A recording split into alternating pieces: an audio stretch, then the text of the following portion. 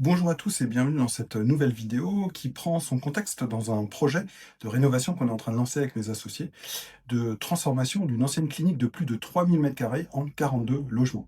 Et aujourd'hui, j'aimerais vous parler d'une décision qui a été assez difficile à prendre concernant les menuiseries, donc les fenêtres, les ouvrants, les portes, etc. Pourquoi c'est difficile? Parce que, en fait, dans un projet, en général, de rénovation, quand le bâtiment est un peu ancien, on se dit on va tout remplacer. C'est plus simple.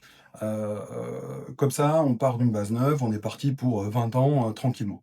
Sauf que, sauf que dans notre projet, on a une problématique qui est quand même pas neutre du tout. C'est que des fenêtres, il y en a plus de 150. Et là, du coup, en termes de tarifs, bah, vous commencez à vous poser la question, est-ce qu'il ne vaudrait pas mieux restaurer des fenêtres? Changer que ce qu'il faut? En garder une partie, complètement tout transformer. Comment est-ce qu'on fait ça? Comment est-ce qu'on gère les volets? Toutes ces choses-là. Et donc dans cette vidéo, bah, je vais vous montrer un petit peu les différents cas de figure qu'on a eus, les réflexions qu'on s'est faites et les choix qu'on a faits, en définitive. Je vous montre ça. Allez, c'est parti. Premier cas de figure, le meilleur de tous.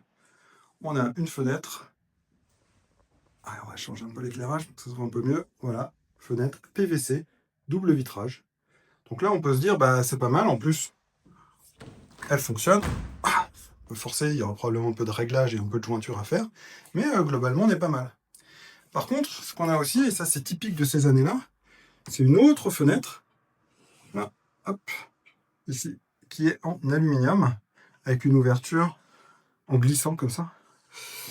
Bon, on a une double fenêtre, donc ça c'est un peu une question aussi, c'est est-ce qu'on la garde, est-ce qu'on la garde pas? On a une PVC, donc on pourrait se dire que c'est bien, mais du coup, est-ce qu'on conserve la deuxième fenêtre? Ça fait un petit peu d'isolation phonique, c'est pas forcément déconnant, sur la rue là, qui est un tout petit peu passante, mais bon, en même temps, c'est quand même très très moche. Et puis, c'est relativement fatigué. Et la problématique aussi, c'est que quand on va appliquer l'isolant par l'extérieur, par ici, on va être très très embêté par cet encadre de fenêtre. Donc, il est très probable que les artisans nous obligent, ou les enlèvent sans nous demander d'ailleurs.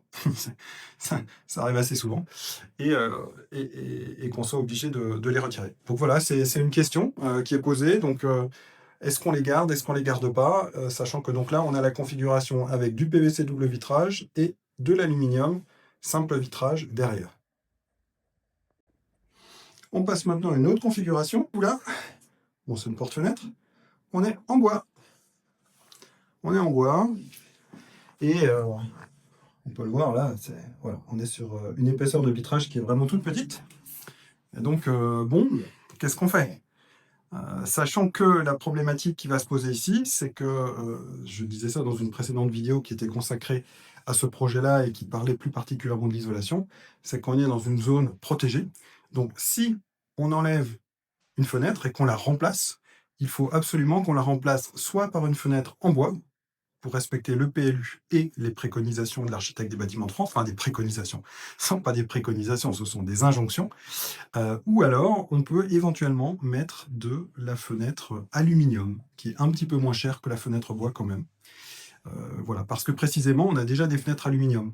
Donc, comme on a du bois et de l'aluminium, on peut mettre les deux. Par contre, les fenêtres PVC, si on les enlève, il faut mettre du bois ou de l'aluminium en remplacement. C'est un peu ridicule. On est quand même en 2026, donc on a des fenêtres en PVC qui sont ce qui se fait de mieux, en tout cas là, dans ce bâtiment-là, c'est celles qui sont les mieux d'un point de vue énergétique et d'un point de vue DPE, mais pour l'architecte des bâtiments de France, qui a d'autres problématiques à gérer, qui est celle de la conservation du patrimoine, c'est d'autres manières de réfléchir. Allez, j'ai encore un autre type de fenêtre à vous montrer, et là, on va passer dans une zone. Ouh.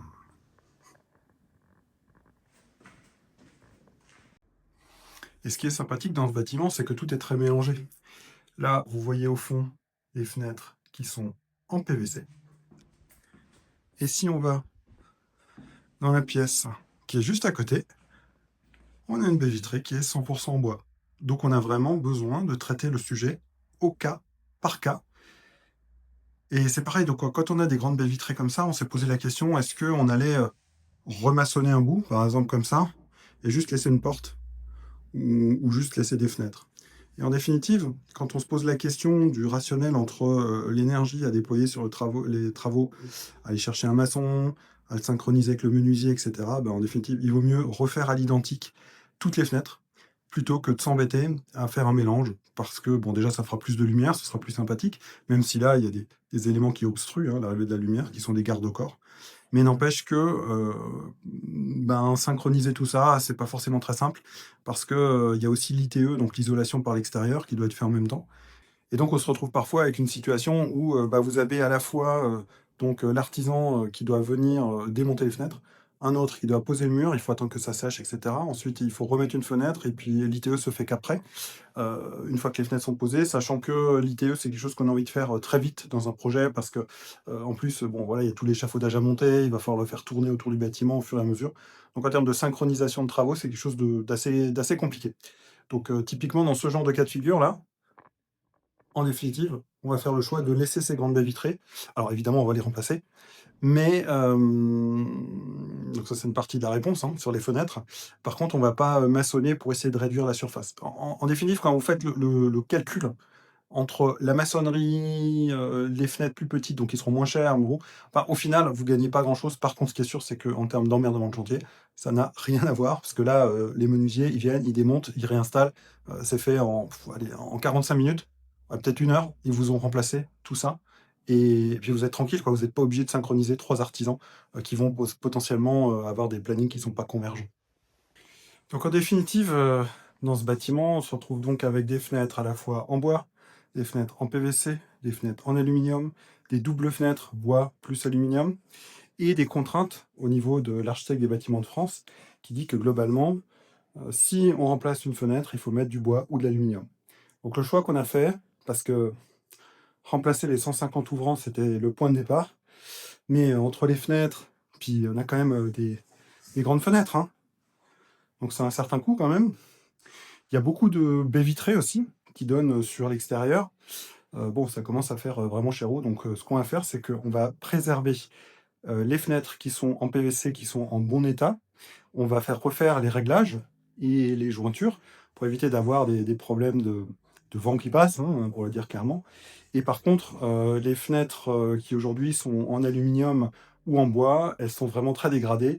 On a envisagé aussi de, réparer les fenêtres bois parce que ça se fait. Donc il y a des gens qui sont spécialisés là-dedans, ils vont démonter la fenêtre.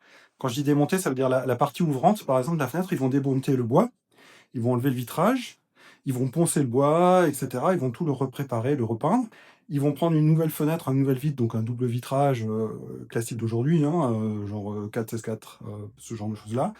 Et puis ils vont remettre dans le cadre de la fenêtre, ils vont refaire les jointures et puis ils vont faire le même travail sur la partie dormante, donc qui est posée contre le mur et vous retrouvez avec une fenêtre bois qui est toute neuve. Donc c'est quelque chose qu'on a envisagé aussi, mais en définitive, c'est quand même assez cher. Et puis bon, là, on a du volume, et ça concerne les artisans qui sont en général, c'est des toutes petites boîtes où ils sont un ou deux. Là, on en a tellement à faire que ça va être trop long comme chantier. Donc le choix, ça a été de se dire que toutes les fenêtres qui nécessitaient d'être changées, on allait les faire en aluminium. Pourquoi l'aluminium? Parce qu'il n'y a pas d'entretien, il n'y a pas besoin de les repeindre. C'est une durée de vie extrêmement longue.